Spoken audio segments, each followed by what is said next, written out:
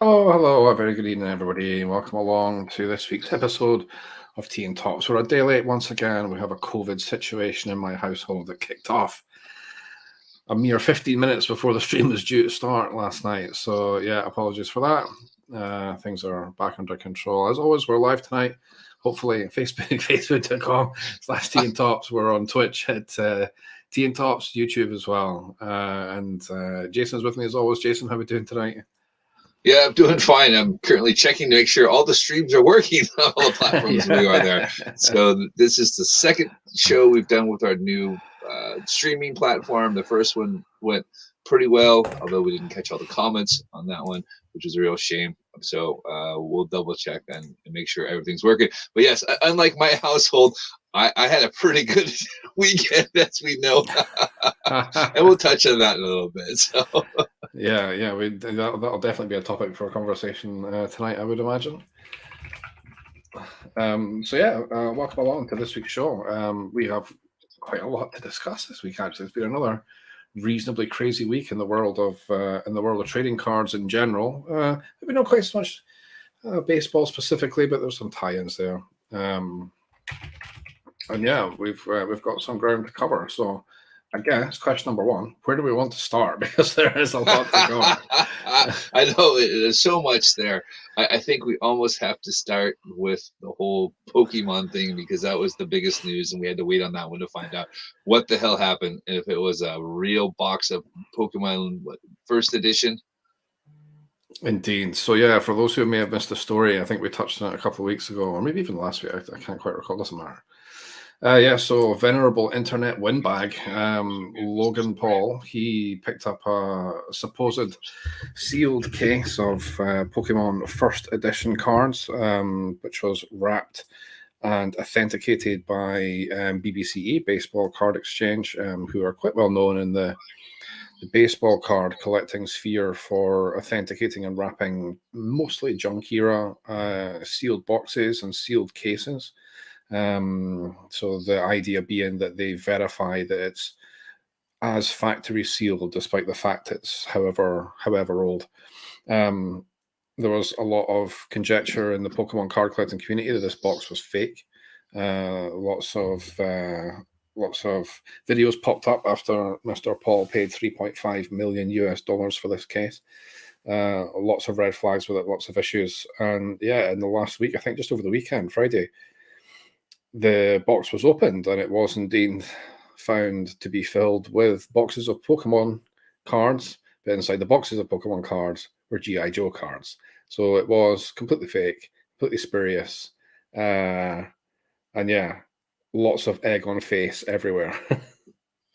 It was not a good look. That box had been going around the community. There had been a lot of questions from the guy that owned it originally, and he had 3 different stories. He said, it had been in his attic, and then he bought it from someone, and I mean, the guy that owned it before it was sold, paid almost $2 million for it. So how long did he sit on that and go, is this $2 million is a lot of money to spend? 3.5 is still a lot of money to spend. That's even more money to spend, yeah. Yeah. So it didn't make a whole lot of sense to me, but if there's money to be made, there's money to be made. Well, that's it. And where there's money to be made, there's people who are up to no good. The kind of baseball tie-in this is, I guess, the work of, or the role that the authentication company BBCE played in it. They copped a lot of flack when they first authenticated the box, because they're not known to be an expert or any kind of venerable force. I'm trying to get the words out with in Pokemon specifically, TCG more in general, or really anything outside of chunk era American sport. This was way outside of their wheelhouse, and with a box of that value, it seems strange. It seems strange that they decided to take that on and were confident enough to say, "Yep, we're going to verify this box." Now, in the YouTube video that Logan Paul put out over the weekend, which has probably recouped his $3.5 million already, with page views and with YouTube ad revenue and all that kind of stuff, he's probably made his money back, right? So let's not feel sorry for this guy. So the video that he put out, the gentleman who runs it, Steve, and his second name's escaped me. I'll maybe Google it in a minute. Hart, thank Steve, you, was Hart. in the video and witnessed the opening of the box. And the language that he used when discussing some of the due diligence, I don't know how much was edited out, and it could have been edited for effect. We can't trust the editing process at all because obviously we weren't involved in it. But the language he was using around the way that they had attempted to verify the box basically was, well, we can tell that this is the original tape that sealed the box. Now, that doesn't mean anything. That could mean that the tape was fake, which was one of the red flags, if I recall correctly. The tape didn't match with Wizards of the Coast's normal tape for that era. So all it's saying is the box this was the original tape that sealed the box, but no kind of guarantee that tape was correct. One of the other red flags in the box was the package label on the side, which told you what was in it.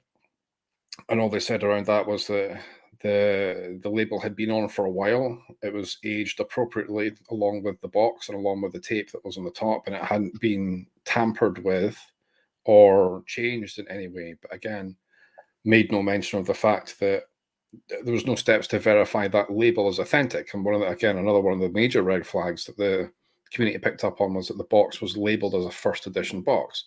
And actual first edition boxes weren't labeled as first edition boxes; they were just labeled as boxes, just whatever the text was. There was no first edition qualifier, so this was put on afterwards to suggest that this box was full of first edition boxes, and quite obviously it wasn't. It was filled with G.I. Joe packs. So he pays your money, he takes your chance. So yeah, I found the language that they used in the video and in the statement that BCE subsequently released afterwards as well. Don't get that one wrong. Oh, I'm already, I know. Why it's called Baseball Card Exchange? Will be much easier. Yeah, I'm gonna put it on a notepad in front of me so I don't keep messing it up. That was the part that I found quite interesting. Like, I don't profess to be any kind of Pokemon expert or TCG expert. I don't profess to be a baseball card expert either. I just have strong opinions. So yeah, not very knowledgeable at all in the Pokemon space. But what I found interesting was the involvement of BBCE, and like I say, the language that they used the whole way through about how they authenticate or what steps they took to authenticate that box.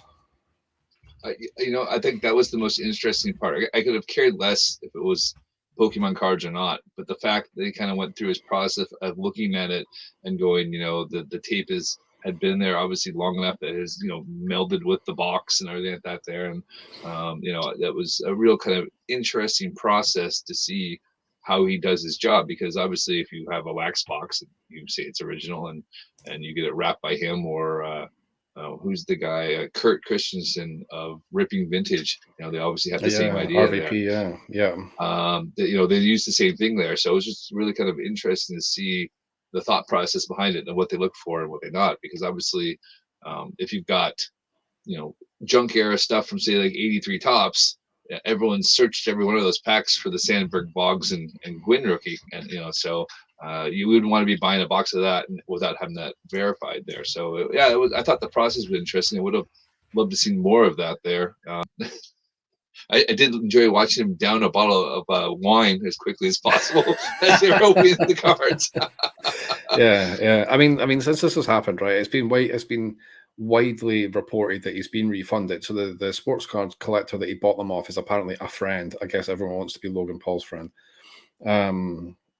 So he's apparently been refunded. Like I said, the $3.5 million that he lost, like I say, he's probably made back in YouTube money anyway. So I don't I'm not I feel bad for the guy that he got shafted, but I think if he had done anything more than 20 minutes of research on the history of this box, surely there would have been enough red flags to go, I don't like this, or maybe there's plenty of people within the Pokemon community I think would be more than happy to be involved in the story of this box, and if he thought to reach out to the Pokemon community for assistance, I think he would have got a lot of people who would have offered to help. But yeah, to take the word of a friend and an authentication company that's not known for Pokemon, I mean, yeah. But where, I guess that leads to the question is, where would you go to get authenticated if you had Pokemon cards? I'm assuming there are people who Well, specialize in Pokemon and Magic the Gathering and all those non-traditional playing cards out there.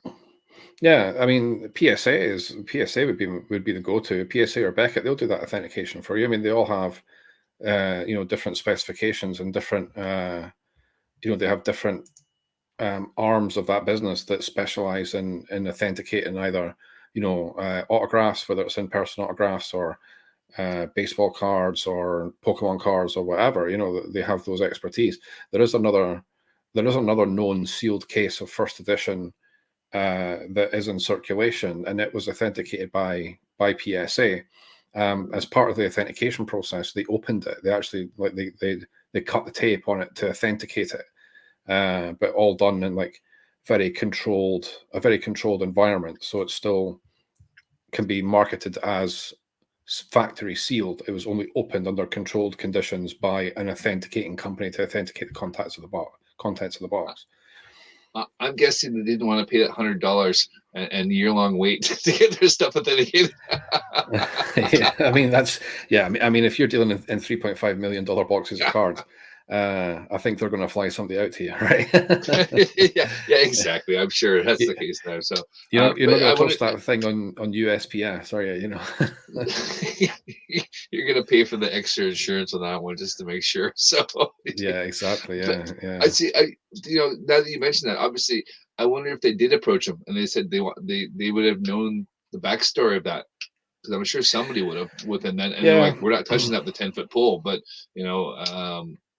Steve Hart said, sure, why not? We can try to do it. And the publicity was, regardless of the outcome, it's good publicity. So I would trust him with any of my junk era cards. I wouldn't have no problems with that.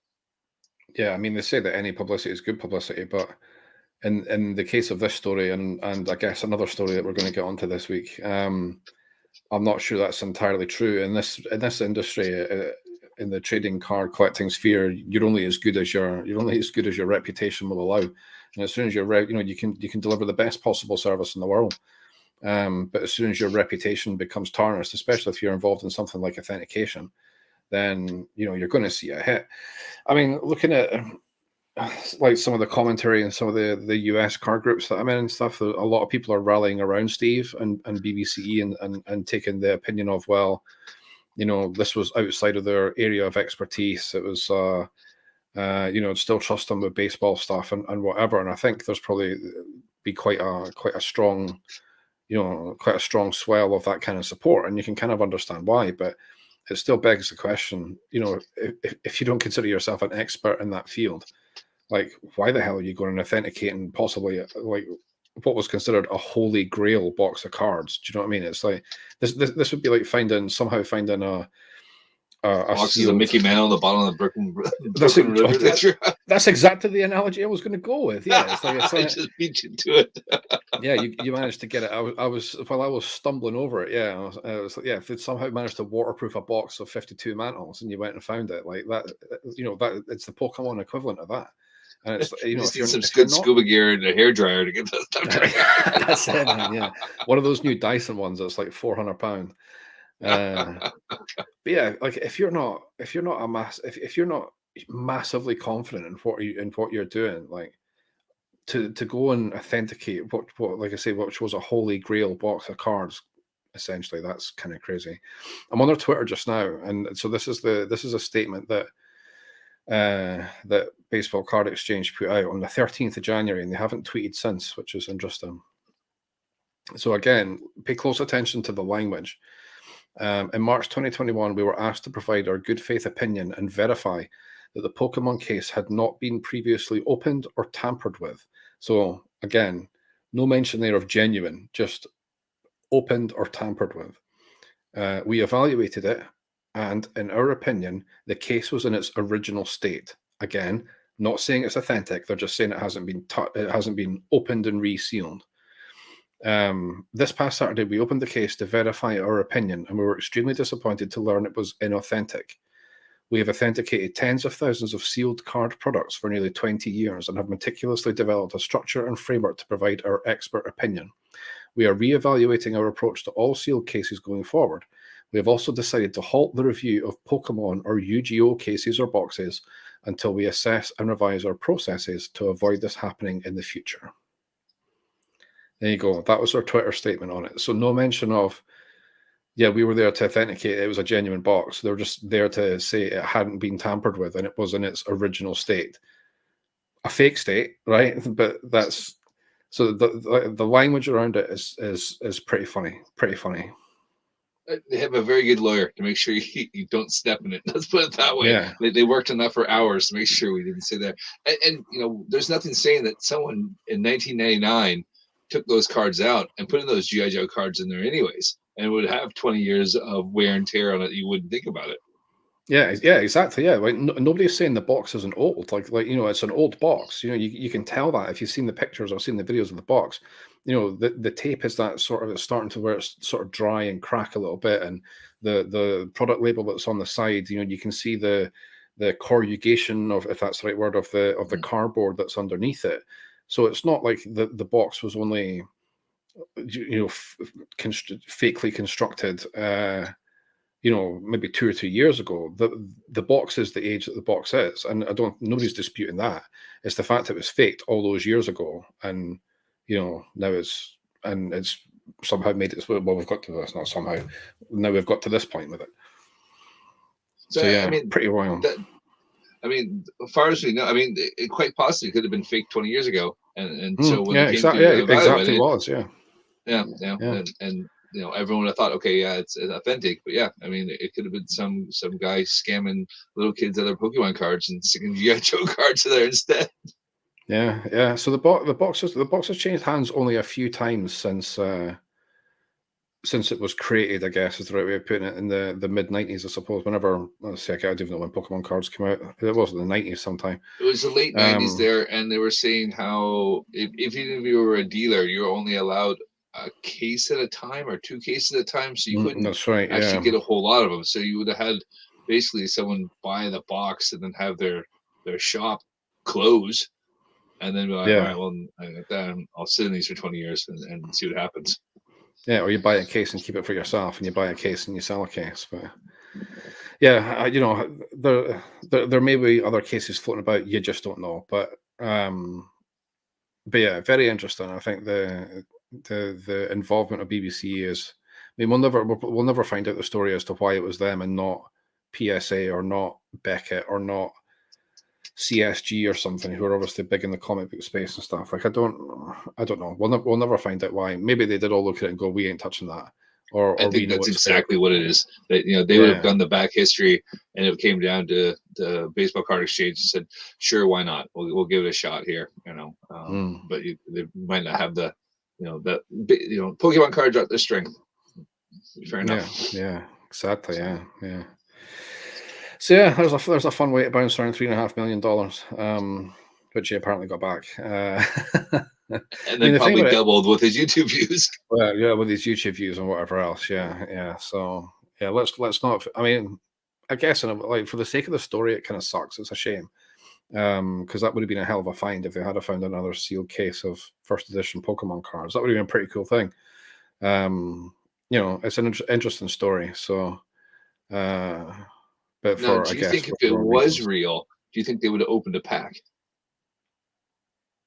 You think it would have gone? I don't think so. No, there was enough people in that room where they could have opened it, and like, because as soon as they opened it, one of the immediate giveaways was that the boxes weren't like tight. You know what I mean? Taut. Yeah. So it was kind of obvious it wasn't like a proper seal. So the proper first edition Pokemon boxes, like the 24 packs or however many packs are in the box, they only just fit in the box, and of course they're factory sealed, and it's like a proper tight package, you know, like solid. And as soon as they opened it, like they could tell the wrap was shit, and it was all, you know, it was like loose in the boxes. I think they might have taken a box out and inspected a box and maybe put it back, which I think is what they did when PSA authenticated the other one. But no, I don't think they would have busted open and opened packs. No, I think he would have kept it as a sealed case. He's already got first edition boxes. I think 5. I'm pretty sure he said in the video he thought he had 11, but now he's back to 5. So he does have sealed boxes. So if we wanted Right. to open a box, you would just take one of your loose boxes. You wouldn't take one out of a sealed Take another case. box. Right. Yeah. So who knows? well, apparently Like I you hit said, some rare. Apparently you hit some rare GI Joe cards in it. So I heard. I've not made any attempt to verify that information, but apparently you hit some super rare flipping GI Joe card, which is like ironic and makes you kind of lol. I don't suppose GI Joe cards are worth $3.5 million, however. right. Okay. I'll sure. I didn't know the GI Joe cards are rare, but you never know. I didn't know either. I heard that. I can't remember where I read that. I think it was on like comments on a post on one of the Facebook groups in the States. So it may be complete horse feathers, but that's certainly what one Yeah, person I would have said. just chucked those things in there as pool. I can't imagine they weren't really doing the rare cards. Then it was still mass produced junk. Here's a million of the 200 set of GI Joe cards. I don't think they were doing the super refractors or GI Joe's autograph. I don't think that was happening back then. I could be wrong. Yeah, that's very true. Yeah. Oh well, right. From one rather unfortunate set of circumstances to a pair of fucking scoundrels. A group of scoundrels. A group of scoundrels. I mean, there's two of them Yeah. up front, right? But yes. So if you haven't seen, there are the Backyard Breakers, and they were doing a free pack giveaway, and apparently you had to be in their Twitch group to claim the pack or whatnot, and they hit. Is it Justin Herbert card? it was a Trevor Lawrence. It was Trevor Lawrence. a gold kaboom. Trevor Lawrence was in this pack. Yes. So they hit that and then decided that was too expensive to give away. so then they decided to put their foot in it and decide, what do we do? Do we give it away? Or do not? They debated back and forth for quite a bit to say, well, we can't give this away. Like, we should give this away. No, we can't give this away. All right, we're gonna go to McDonald's, eat, and come back and think about it. And then apparently, after they came back, said, "Oh, we'll give it away. It's going to I can't remember the guy's name. We'll just call him Kevin. Kevin, who's in the group, and then they proceeded to call Kevin up, and they had a pretty fake phone conversation about how they were giving him the card, and Kevin, I hit a $5,000 card. I was yelling and screaming and bricking. Kevin was like, "Yeah, that's pretty cool. I hit a $15,000 card. That you guys are good guys." And clearly, he was not enthusiastic about it at all. So it's all a bit of a setup there, where they were trying to. This guy basically said, "Oh no, it's fine. You guys can keep it," despite getting a phone call out the blue to offer him a $25,000 card. Like, okay. Yeah, exactly. So it's obviously ended up with a friend of a friend. You guys are such good friends. You can just keep it. I mean, dude, I love you, but if I hit a card like that, you could kiss my ass. Exactly. Absolutely. I would be exactly like that. So so instead of just doing the right thing, which would have been given away, I would have probably increased their profile. I think if you would have given away a $25,000 card, people would go watch your breaks. The money you would make back that would be recouped within weeks, if not months. You would make that money back pretty fast. For sure. I mean, would it suck to have to give that away? Of course it would. But if you sit on a live stream and go, right, we're going to give this pack away, and they picked somebody and they said the Twitch name of the person they were giving the pack to, started opening it and then pulled that card and basically pooped themselves, and then we're like, oh no, we can't give it away. It's like, you said you're giving it away. It doesn't matter what. You say you're giving someone away, like you're giving it away. I've hit some monster cards and breaks that I've done for people, and I don't. It's like, be happy for the person. Do you know what I mean? Be happy for your customer. I mean, it makes no difference. But yeah, you spent $200 or $300 on that box of cards, regardless. It said, and if you hit something, hit something. If you don't, you don't. It's just a really shitty thing to do. Yeah, you were fully prepared to give away the box or the pack or whatever. When you start, you don't. These guys, they don't sit and do that thing. They don't sit and do that on a whim and think, hey, I'll just give away a pack. When you're doing this kind of thing, you look at it and think, right, well, I've made X amount this month. This box cost me like 200 quid, so it's going to be, or $200 or whatever. I'm making that number up because it's an expensive box, but So that's 200 straight off my bottom line, but I can afford to do it because this is the profit for this month, right? So it's just 200 bucks or whatever straight off your profit. So they were fully prepared to give that stuff away, and they would have discussed it and been, because they're a business at the end of the day, right? And they don't just decide on a whim to give this stuff away. So there would have been discussions go, right, well, let's give away a box of this product through the stream tonight. And so they're going into it thinking, well, it's fine, we're losing 300 or however much we're losing. So you've already made peace with that decision. So just tough. It's like, you know what I mean? It's like you dealt with it. It's like, and yeah, the amount of goodwill and the way they could have spun it and whatever else for giving that card away would have gone 10 times as far as what happened. But absolutely, people have heard about it. Yeah. Would we be sitting talking? Let's ask this question, right? If they hadn't have been shysters about it, would you and I be sitting talking about these chuckleheads tonight? No, absolutely not. If they had have given it away. If it had given away, it would have been like, dude, did you hear about that? Some guy, they hit the Trevor Lawrence kaboom card and gave it away for free. Regardless, it would have been an amazing PR for them. People would have known about it. I had never heard about these guys, and from what I understand, when I get through Twitter, these guys are a bunch of obnoxious guys, but that's their thing, and that's it's bad look. If you're not familiar with them, it's very clearly a shtick. If you're in the Twitch space, there's obviously characters who exist on Twitch. Dr. Disrespect. Well, he's not on Twitch anymore; he's on YouTube now. But Dr. Disrespect and the like. These guys are playing. They're playing a part. They're playing a role.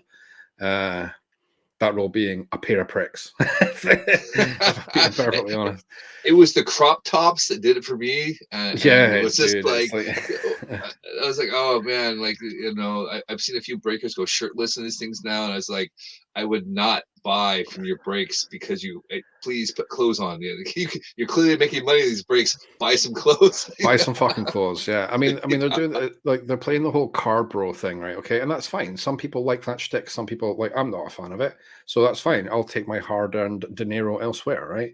But obviously, plenty of people buy into it. They're I'm on their Twitter just now, and they have a whopping 633 followers. So that's not. I think their Facebook group, the YouTube is where they mostly do most of their stuff. Yeah. So Twitch and TikTok seems to be where they stream. So they've got 21. Sorry. Oh, that's really loud. right. That's so loud. That's so loud. Oh my god. They've got just over 20,000. That's just the clothes they're wearing. Oh, dude, yeah. They've got 20,000 followers on Twitch, which is not massive. To be sniffed at. Yeah, that's a pretty big following on Twitch just for doing. And I know they use Loop because people have asked them Loop to drop them as well. Yeah, and they stream on TikTok as well. Let me see if I can find them on TikTok real quick. I mean, 20,000 people on Twitch is a pretty damn good number there. Yeah, that is. They might even be. They're not live, so I can't tell. But they might even be partnered with Twitch for having that volume. Backyard Bet is on TikTok, I think. Oh, bastard. Right, well, I try and figure out how to use Google. It was a bad look by saying you're not going to do it. It was a worse look by making up some dude Kevin or whatever his name was to say we're going to give it to Kevin. And now they've apparently donated. They're going to sell the card. They've sold the card for $25,000 and donated $20,000 to the Boys and Girls Club of, I believe, Boca Raton. So that's right. Yeah. So on I found them on Twitch. Look at on TikTok. Look at me, down with the kids on TikTok. So just over 207,000 followers on TikTok. So yeah, they have a pretty good presence. So from some of the clips of the volume of stuff that they're breaking, right? They're obviously doing pretty well out of this. Let's be honest. So on their Twitter, which I'll go back to, they actually just posted up a couple of hours ago. They've got the thank you letter from the Boys and Girls Club of Palm Beach County, is where it went. Palm Beach County. Yeah, and confirming that they received a $20,000 donation. So they've made a pretty decent effort to save face, I suppose, by selling the card and then donating 20 grand to the Boys and Girls Club of America. Now, whether or not they got more for the card than that. You know, if they got 25 grand, it's like, well, where's that 5 grand, you paid a pricks? Are you keeping that 5? What's happening? Apparently, they was went for 25 and they kept the 5. Of course, they have to pay taxes on it, but then they pay taxes on that 5 grand. So, yeah, well, depending on where they're based, they ain't paying much tax on it, because if they're in that part of Florida, they're not paying a lot of tax on that. no, they're not. And I'm sure they probably have an address set up that way so they don't pay any taxes there. So, yeah. So, you know, they're not coming out of this looking particularly great. Time will tell, I suppose. Obviously, there was a huge flare up in the US groups and stuff when this story broke. Like we just said, you're only as good as your reputation in this game. There's probably enough. They probably have a big enough audience that they're going to, you know, they'll take a bit of a hit in the short term, but you know, it'll carry on, and that's kind of a shame, I think. We'll see. Like, you know, unlike Steve Hart and Baseball Card Exchange, where everyone said gave vouchers for Steve, so then still buy from him. I've not seen anyone say the same about them. No one's been like, yeah, okay, they're a bunch of bros and a bunch of idiots, but I still buy for them. I think they just die a slow death. You know, I think their stick is up. Yeah, it'll be interesting. It'll be interesting to see how it goes. I still think they'll get away with it. It's such a big thing. Like, breaking's such a big thing now, and there's so many people at it. You know, like I say, the story will hang around for a little bit. In 6 months' time, nobody will care, and that's a shame. No. That's a shame. Do you know what I mean? That's just kind of the way it is. You know, we've seen issues like this before with breakers, and like, oh, here's a massive card I've just pulled, and oh, I think that was my doorbell, and they disappear off camera with massive cards on their hands and stuff. You know, we've seen some real shady shenanigans. It's like, you know, if you're gonna do this as either as a living, or you're doing it to give away or whatever, like, you have to make peace with the fact that people that buy from you, or people you give stuff away to, are gonna hit monsters. It's going to happen, and you need to be able to deal with it. You need to be able to be pragmatic enough to go, well, that's fine. That's a risk that I accepted when I decided to do this.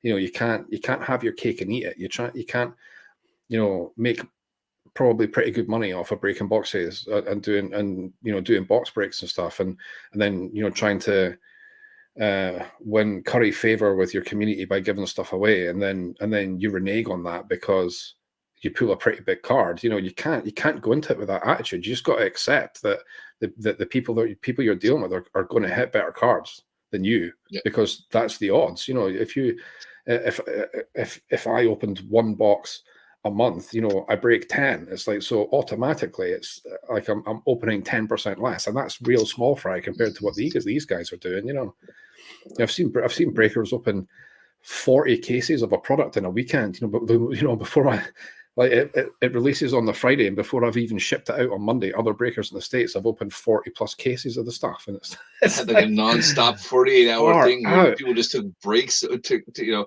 all right, you're on a 4-hour shift, and someone else would go, and you're on the 4-hour shift. It's nuts. Yeah, like opening like 10 cases in a single break and stuff like that, and it's like, you know, the cars that come out that break are better than anything I'll see in my lifetime, and it's fine. Well, it's fine. You know, just have to accept that. It's economies of scale. It works both ways, right?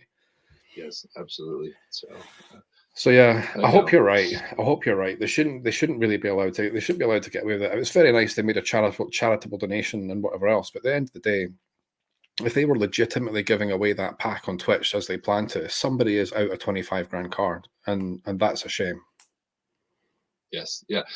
So there is legal action that can possibly be kicked in on this. So if you don't follow Paul Vesco, he is probably the only person I know that is in the legal profession and the sports card side of things at the same time. There, and somebody to ask him the question: can they sue over this today? Absolutely. So whoever is the rightful owner of that card can sue, because it was promised to them and they haven't delivered the card to there. So there could be some legal battles with this card. So it could be really interesting to see what happens with it, because if it drags out for weeks or months and stuff like that, it's more bad press for them. So, you know, maybe they'll slowly just go away, you know. And it'll cost a lot more. How bad does that look? So you sold the card for 25, you gave away 20, and you're still gonna have to come up with another 25,000 to pay the guy restitution charges for not giving him the card. plus legal fees, plus everything else. You're Yes. liable for both sides' legal fees and all that kind of stuff. So yeah. So you're looking at like a $75,000 to $80,000 loss when you could just gave the card away with no problem. Yeah, yeah, and not had any bother, and you would have been massively improved your standing in the community. And yeah, well, let's see what happens. This is maybe one to keep a note of, and we'll revisit it in a few months. Exactly. So if you're thinking about breaking, give away the card you hit. That's all we gotta say. We have any advice. Jesus Christ. And we don't give out much advice here. No. Don't become a breaker, and if you do, give away the cards. Yeah. If you do, make peace with the fact that you're giving other people a lot better stuff than you're ever likely to hit in your life. That's just the way of the world, I'm afraid. Yeah, Jesus, do it for the love of the game. You know what I mean? Oh, golly. All right, enough. I think enough stories about this is turning into the shite bag special. So enough stories about shite bags. Let's move on, shall we, to one of our regularly featured segments, Project 70. Well, I was going to say we were speaking of big hits. Well, yes, all right, okay, that's a far cleaner segue. Yeah, speaking of big hits and Project 70, I got my my January shipment over on Friday, and oh boy, did I hit a big one. So, as usual, I go through all my cases, I open them up, I look in the box and go, okay, well, there's an extra card in there, fantastic. Got a foil card, that's pretty cool. Why not? Open up the pack, and lo and behold, it is a Mike Trout by Morning Breath 1/1 card. So yeah, I hooked a big one. You hooked a fish. It's a big, shiny, gold framed fish. Yes. So yeah. So if people are asking what am I gonna do with it, I am definitely selling it. I have quite right. Way too many Project 2020 and 70 cards. I have to pay for them somehow. I bought the card because I bought the 4-pack, and it would happen to be one of the cards that was in there. So I will absolutely take it. And yeah, it's pretty cool. Like I said, it's got some weight behind it. Like the little frame is, it's heavy. Like I did not expect that one at all. Those are chunky cards. The closest thing I've seen to that is like a Transcendent card, and Transcendent cards are pretty weighty. So yeah.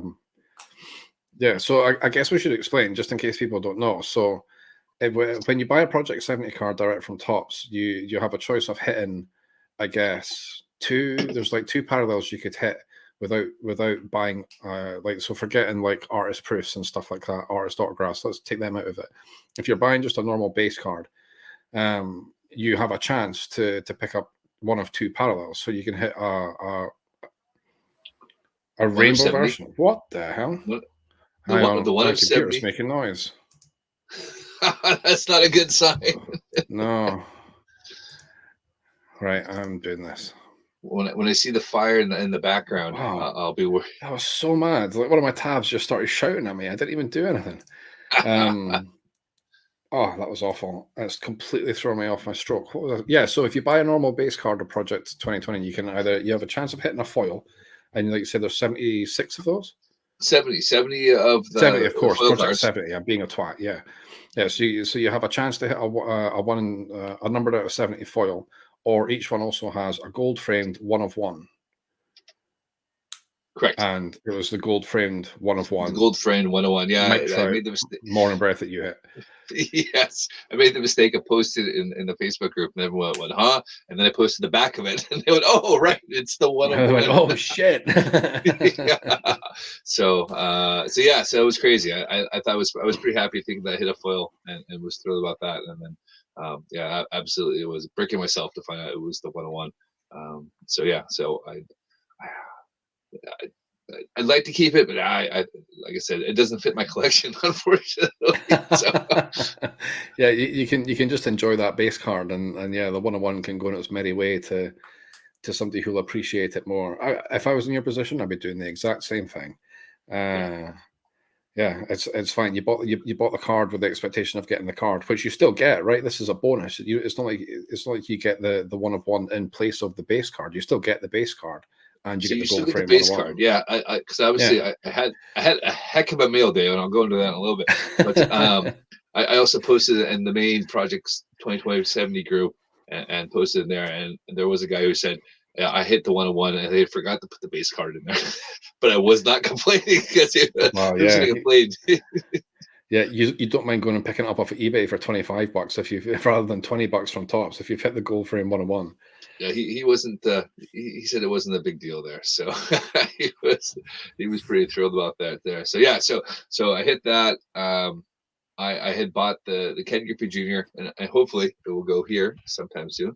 Oh The Ken yeah. Griffey Jr. Keyshore fine art print because they'd gone on sale from $400 to 150, and I sold all my tops now points or tops points for 50 cents on the dollar, and that purchased me that one. And I was lucky enough to hit the number 24 of 99 out of that one. So I got Ken Griffey Jr.'s number. So ka-ching, I'm pretty stoked about that. And I bought 5 fine art prints in all, and I hit the Cal Ripken Jr. Gregory Siff 1 in 20 artist frame, number 13 there. So I was having one heck of a mail day. Yeah, man. These project 2020 leftovers that you scooped up, they've done all right for you, right? Yeah, it's not bad. So they're much larger than I expected. The original plan was to put them behind me here, and I think I would have fit maybe 3 of them across the wall. They were much bigger than expected, so now they're going to go in the house because the wife has agreed. They look pretty cool, and they will go in the living room now. So I'm pretty stoked about that one. So that's pretty cool. That's pretty cool. excuse me. So, but yes, Project 70 news. So it's been a full-on week. They took a day off yesterday because it was Martin Luther King Jr. Day, which I completely forgot about because I've been out of the States for 20 years, and so it does pop up. And everyone was like, "You're home." It's like it's a holiday. Yes, that would be it. It's every year I forget about that. And so there are 16 more days left of Project 70. So it's still finishing on February 9th. It's I have a feeling we might see a 5 or 6 card drop because everyone's trying to finish their sets as quickly as possible. It's been interesting then because while everyone's trying to finish their sets, we had the 3rd lowest print run. We had the Jonas Never Shane Bieber print run of 562. So that was the 3rd lowest print run. Yeah, exactly. That is low. Flipping heck. So there was a couple that were in the high 590s. There was the Ron English Michael Conforto card, which confused the heck out of everybody because why would you have a Michael Conforto card? But he is the 3rd person ever to play in the Little League World Series, the College World Series, and the World Series. So that explains why he has a card. Ah, that's very cool. That's a pretty cool statistic. So I only know that because he's from my hometown. And he's a suburban gangster as well. What the hell? He is a suburban gangster. So his mom was an Olympic ice skater, and my! And he went to Oregon State. So put that on there. Look at that. There you go. How you doing, Laura? We'll put that up there. You get there. Hey, the comments are working. Look at that. The comments are working. So I've always been a fan of Conforto just because he's a hometown guy. I went to Oregon State, and even though he plays for the Mets, I've always kind of cheered him on. So I was quite happy to see that he got a card. So no complaints from me. Yeah, let's admit it's better than seeing another Ronald Acuna card. Aaron Judge card, Juan Soto card. But it's so funny. Like everyone moans about the volume of those particular players, and anytime anybody drops anything other than those players, the print runs just go through the floor. It's like, well, you can't preach to the artists about there's too many Tatis cards or too many Trout cards or Otani cards or whatever when they're the only ones that seem to be selling. I think because you're so late in the project, I think if you dropped it to say first 300, 250, you would have got the print runs. It's true. Yeah, you're probably spot on with that actually. Yeah, but I guess everybody wanted to come flying out the gate and get into it as quick as they could with the big hitters. Where maybe it would have been sensible to save some of these guys for the end and put out some of your more left field ones immediately. I mean, I don't blame the artists. We've talked about this on air and off air before. We've talked with the artists about this as well, right? Yeah, and they want to maximize their profits, which I absolutely understand. But I mean, I was collecting, I think, 10 different artists to start, and I'm down to 2 and picking up stuff on the side. It was just getting too expensive. I had one and then he fucked off.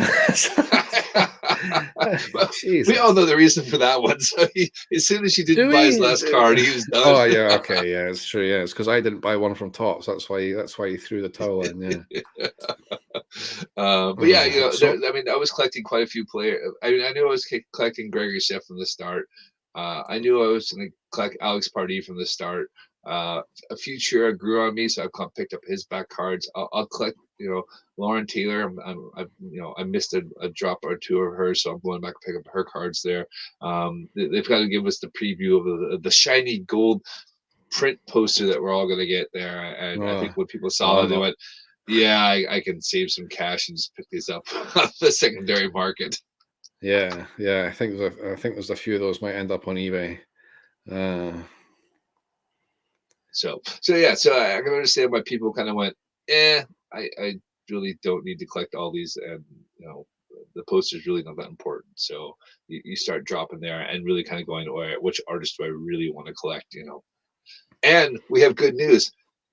The Cal Ripken Jr. Alex Pardee card was lower than the Dave Parker run, so we are off the hook for screwing over Alex Pardee over money. That's good. Yeah, so we didn't completely mess that up for him. That's fine. I can live with that now.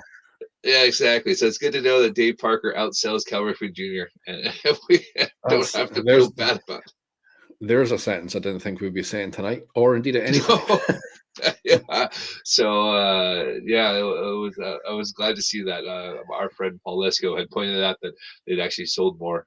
We had sold less than our Dave Parker card. So thank God. Wow, man, that's pretty cool. So we're edging ever closer to the end of the project as well, right? There's not long left. There's calendar days. So 16 more drops. So you're looking at 56 more cards. So you'll see Blake's releasing 4. Lauren Taylor's releasing 2 more. She's doing Clemente and Shohei Ohtani, if you haven't heard. Alex Pardee's got 3 more. He's dropping Vlad Guerrero Jr. tomorrow, Vlad the Impaler. And I think he's got 1 more, and then an unknown one, which again I did my best to promote Jay the Bone Buhner to see if we get another card. Of course, yeah. And we'll see. I don't think I'm lucky enough to influence 2 of his cards, but you never know. Hey, you never know, man. You never know. Yeah. So and then I think there's a few. Josh Ovidius finished off his set, which was a stroke of genius because he did the all Yankees set, and his last card he did, Mo Rivera. I said, very nice. A stroke of genius to close it off with Mo Rivera. So, So we've got 1 artist done. We're probably only going to get maybe 20, 25 full sets out of this whole thing. I'm pretty sure they're going to wash their hands of it, and then Project 2022 will start. Telling you, man, it's going to be if they do it, it's going to be NFT. I'm telling you, that's my big prediction. Well, it's not a very big prediction, but that's if they do it, I think that's what they'll do. I think they'll do an NFT based thing. But it'll be interesting. There'll definitely be something out. We know Lauren's got some Tops X project that's coming out this year. And I'm sure a few other artists would really enjoyed it and they'll probably go back and do it. I can't imagine you're going to see the usual suspects come back. I think Blake's done with it, and I think Gregory Schiff's probably done with it. But it'd be cool to get some maybe fresh people into the project. Like Daniel Harine, Pop 5 Prince. I think his comic book cards would do really well. So that's only because I know Daniel. So I'm gonna try to push him. Look at you, Josh Trout cards. Jamie Thomas. All the guys I know, I'm going to promote them as much as possible so they can be the next top artist. And then we can that. Jared Kelly's going to keep doing his not Tops in the Game, but Tops Now cards, and he's going to slowly go into Project 2022. Yeah. Honestly, it'd be nice. It'd be nice to see Josh get something like that because I think his work is vastly underrated. Like the stuff he does is flipping incredible. Like painting those little cards, for museum collection and stuff. That's out of bounds, man. It's so good. Mm-hmm. Yeah, I think. I mean, he's in Topps gallery. He's in museum. Yeah, I think it'll be time. But I guess you're going to try to do the combination of you want someone who is up and coming at the same time, really interested in and doing it. And Josh Works very talented, but yeah, I'd love to see him get it. His museum cards are cool, so. But like I said, I like the real whack cards. I definitely do have a style and taste to my own. Yeah, you're hoping for more Ermsey, right? Is that what you're hoping for? I kind of like that. Ermsey's yes and no. He's hit and miss. I like his cards, but yeah, Sif, Futura, I guess I like graffiti cards. So yeah, that's true. That was my flavor through Project 2020 as well. I seem to be erring more towards the kind of graffiti style stuff. But yeah, it's good. Well, let's see what the next 16 days brings. So that leaves us with only 2 more episodes where we can feature Project 70, and then we're going to have to find something else to fill 20 minutes. No, February 9th. We've got 4 more episodes. We're still good. Can you remember they only drop 5 a week? So yeah. February 9th is like, it's the 18th of January now. It's crazy how fast is time going, right? I know it's going by quick. Well, Project 70 then, let's see what happens. Moving on from Project 70 to another one of our favorites, Bunt, Topps Bunt. I realize I'm springing this on you because we didn't discuss Bunt before the show. But you had highlighted, I think, an Instagram post. I don't even think it was in the group. It was just in our private conversations. Because we do actually speak outside of this podcast, believe it or not. What are they called? Topps Arcade. Yes. Golly, those cars are sweet, dude. I love them. Do you have the set? I'm halfway through. Through.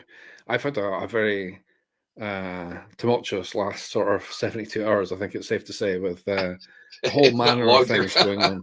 Yeah, with a whole manner of things going on, both with work and home life and stuff like that. Nothing like serious. Obviously, the kids testing positive this morning. Could have done without that, but they're fine, they're healthy. They don't have any symptoms. That's the main thing. So yeah, it's been a busy old time. So a little bit behind on my Bunt. But I saw you the post you sent about the Topps Arcade cards. So if you haven't seen Topps Arcade stuff, golly, they are cool looking. So it's like 8-bit video game style. Takes me right back to my childhood, my days of my Sinclair ZX Spectrum 128K, because I like a powerful machine.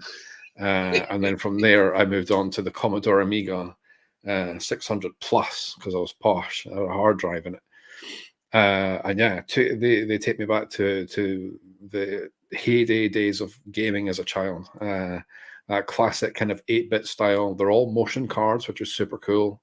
Mm-hmm. So it starts out looking like an old school arcade game, and it's player 1 start or whatever, and then the player loads up behind it. It's properly cool. I'm loving that. I am plowing through trying to get that set because they are super cool. And not only that, the award card is Shohei Ohtani. Is it really? I hadn't even checked that. They're so cool. The Topps featured stuff lately has been amazing. Like I usually don't spend money on the stuff there because it's a 1 in 10 chance to get that rare card, and so I don't really bother. Then I'll try to trade my way through it. But I've been putting money behind all the stuff that way. What was it? It's the I'm gonna pull it up now. It's the Topps. I just had it open too. I could have been spitting the names at you there. The mega pack ones. That's what it is. Topps Mega. Oh yeah. So I bought a bunch of those packs there because I literally like the short print series there. And after about halfway there, I realized I'm not gonna pull all those cards for the base set there. So I had to decide to go one way or the other, and decided I like the Series 2 short print ones better than the Series 1. So I've been spending all my time trading away to finally get that set up there. So I've been spending time buying that. The Relic series has been really good. I've got that. Tech's out, it looks like. It's pretty cool. Oh, funny. I'm just sitting looking at it just now. Yeah, so 4 hours ago, they've released Tech. Now, It's funny you mentioned tech because in a recent product, and I'll see if it pops back in my head while I'm speaking, they had insert packs inside, and inside those packs were a couple of tech cards. And I lament the passing of Topps High Tech, as it was known, Right. because I thought that was a pretty sweet product. So those cards were not a paper card or a cardboard card; they were an acetate card, so like a Ooh. printed plastic card. Yeah, super cool. For some reason, didn't get a full release this year, but they were, like I say, in those special edition packs, which I think must have been Series 2. Is it Series 2? Is there a Series 2 or update? I think. I genuinely can't remember. But yeah, so they had individual packs. You were only getting 2 in a pack, and you had to buy a jumbo hobby box to get 2 of these acetate cards. But yeah, super, super cool. But if they were having production issues just getting paper cards at the door, I can kind of understand why the acetate ones may have fallen by the wayside this year. But yeah, nice to see Topps Tech and Bunt. Like I say, it's only just out, so this is hot off the press news. Get in there early to get your big cards because it still seems like the good stuff goes early doors. Yeah, it seems to be there at 6:01 to get everything you can and all the stuff there and that. Yeah. But yeah, I've kind of changed my strategy on Bunt because Fire and Gallery are large sets. You need almost 100 cards to the base set.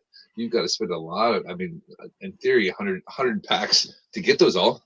So there's 400,000, coins and I'm saving mine for triple threads when that comes out. I can't wait for those. I'm gonna blow $1 million out of those suckers, no problem. Oh my! And my strategy lately has been, what's the chase card? What am I gonna get? What am I gonna get when I complete the set? And that's really where my decisions have gone, where I put my money in lately. Yeah. By money, do you mean actual real life money, or do you mean no? Gosh, money? My coins. I put my coins into it. Your coins, yeah.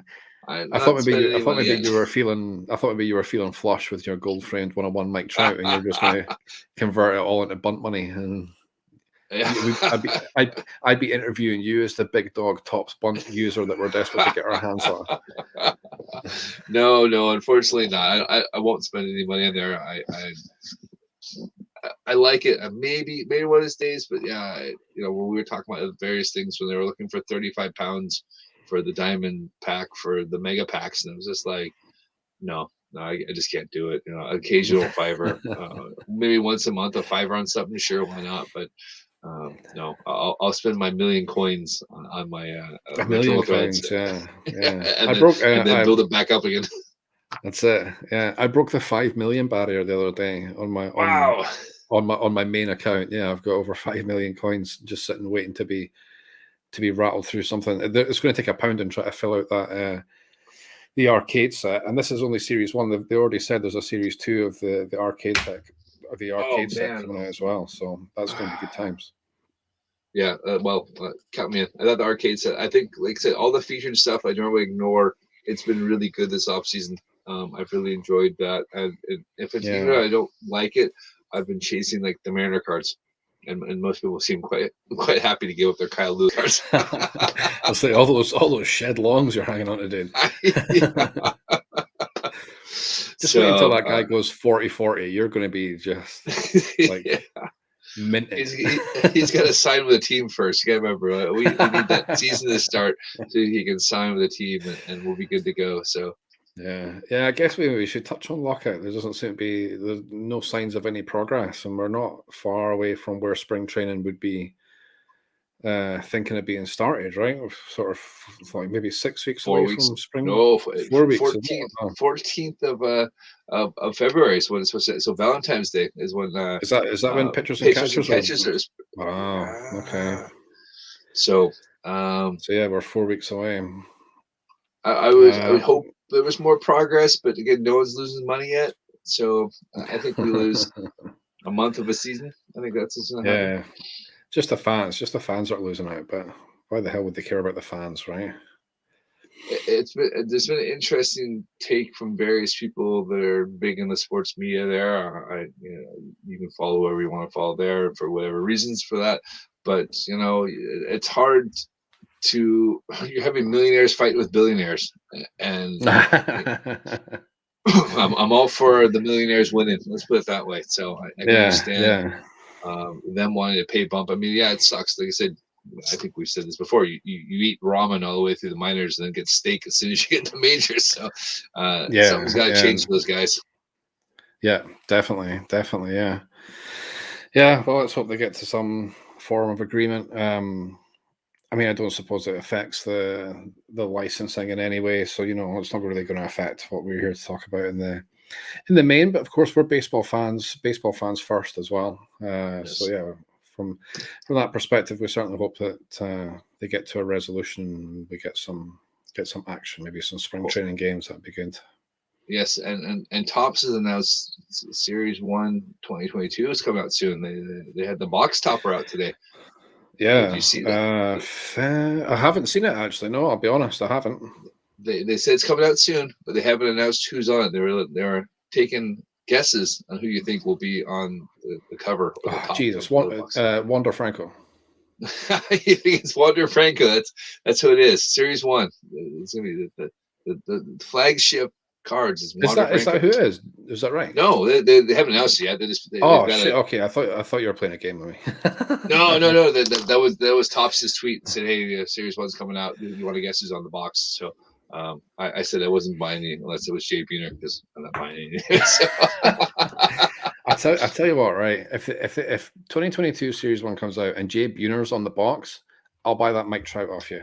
Okay. I won't tell you how I'm charging for it, but oh, I think I know how much you're charging for it. Yeah. I don't think it's going to be Jay Buhner. But yeah, spirited guess. Well, that's a good thing. Here you go. So if you're listening, especially if you're watching, even if you're watching on the YouTube, because we don't often get too many YouTube comments, put it in the comments. Here we go. I'm like a proper professional YouTuber. Oh, yes. This is the new feature here. Because if you're click the bell, subscribe now. Yeah. You can comment on the stream and we'll see it. We can put it up on the screen and everything. So if you're watching, I don't think anybody is tonight because of the late delay yesterday. We have 4 people watching at the moment. Get out of here. Yeah, exactly. Your mom, my mom, watching the stream. Yeah, the wife, and Ross. Ross, good to see you. Thanks for watching again. Yes, top Series 1. This is why I was stalling. It's due to come out the 16th of February. I knew it wasn't far away. So 4 weeks tomorrow is when Series 1 2022 comes out. Right. Or it's due to come out at the moment. I don't think they'll delay that. Big League still to be decided in February. I'm still tracking Big League. I miss Big League. Do you think they're going to come out with Big League, or just going to they're going to cross out the one and put a 2 on it? And here you go. Yeah, I think so, because it's already in February and it usually comes out in July. So they're not going to release it in February and then surely release it in July again. But so upcoming, I guess, for 2022 then. Series 1 comes out 16th of Feb. Heritage the 2nd of March. Opening day, the 9th of March. Inception, your favorite, 16th of March. Sell that Mike Trout card now so I can afford a box. That's it, man. Yeah. Prices will be interesting this year because obviously Fanatics will have their fingers in the pot by the time this stuff comes out. So it'll be interesting to see if how pricing stacks up against last year. I don't suppose it will come down, but you just don't know. It's going to take Fanatics a while to get their teeth into what they're doing here. So I'm not expecting a huge amount of change overnight in the industry. I guess if nothing else, we'll see far more boxes available direct on Fanatics.com. I would say probably very quickly. That would be probably the first thing they'll do. In fact, it wouldn't surprise me if they have that lined up for the release of Series 1 in February. So I think a lot more available direct from Fanatics would be my first call as far as that goes. Series 1, 16th of Feb, and then March really for the rest of the big releases. So yeah, an interesting year of baseball cards coming up, I think. So even if there's even though we're locked out, we're still getting baseball cards. So we'll have something to talk about. For everyone else, they'll be moaning about the season not started. We've got you covered. Like we'll give you the baseball chat right here. Well, we'll have those Wander Franco rookie cards, despite there being no games to play. Yes, and we'll discuss those next week on what is a rookie card. Yeah, well, that's the $64,000 question. I don't know if anybody really knows what the answer to that is. What constitutes a rookie card? Yes. So there's been quite a spirited debate on this, and it'll be interesting to see what everyone else says on what would be his true rookie card or not. So yeah. I mean, it's not going to be Bowman's best because nobody likes Bowman's best. That's like just a simple fact. Bowman's best is it's a bit of a mad release because it comes out right after Bowman draft, and Bowman draft is the one that everyone gets excited for because it has all the first Bowman cards in it and all that kind of stuff. And outside of that, nobody wants a second card of a prospect. Like they just don't. I mean, they're cool looking cards and whatever else, and some of the autographs that come out are pretty good. I'm not even sure if Topps held back any of they held out 2 of the top 15 draft picks from this year. I don't know if any of those guys made it in the best. I haven't done enough investigation into it because it's not a product that I personally have been handling. I'm not too interested in bringing it over because it's expensive for what it is. Mm-hmm.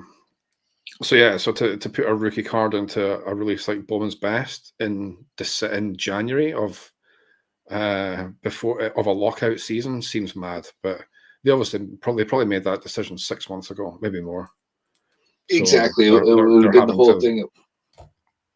I mean, it's him and it's Julio Rodriguez. Obviously, they're talking about him as card. Who? I'm clearly yanking your chain because he's a Mariner, right? I'm just being an asshole. Who's this Jason Dominguez guy you talking about? Yeah. Who the fuck is that guy? Yeah.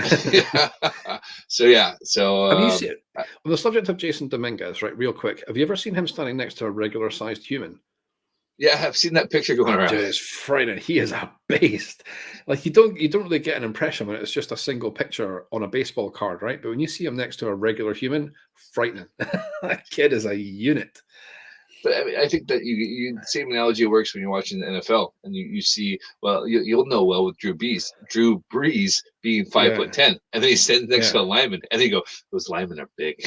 Yeah, exactly. Yeah, like if this dude coughs, he's gonna suck Brees in there. Do you know what I mean? So, yeah, he's a big dude, Dominguez. I wonder if we'll see him soon. Maybe we will. Might see him this year. I don't know. You got to pay off Jacoby Ellsbury first, so you can bring him up. Oh God, Jacoby Ellsbury! Did you see? I'm just throwing all my Oregon State guys. All your Oregon State guys, yeah.